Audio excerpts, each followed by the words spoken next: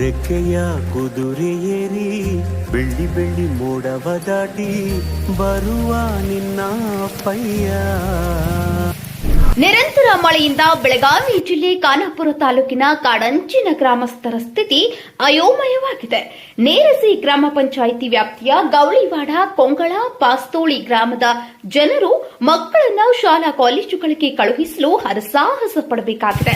ಮಕ್ಕಳನ್ನ ನಿತ್ಯ ಖಾನಾಪುರದ ಕಾಲೇಜಿಗೆ ಕಳುಹಿಸಲು ತಂದೆ ಕಷ್ಟಪಡುವ ದೃಶ್ಯ ಮನಕಲಕುವಂತಿದೆ.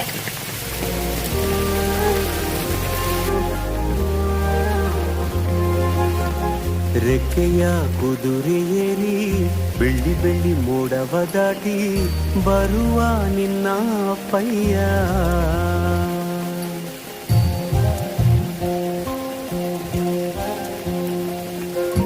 ನಾರ್ತ್ ಫಸ್ಟ್ ಉತ್ತರ ಕರ್ನಾಟಕದ ಆವಾಜ್.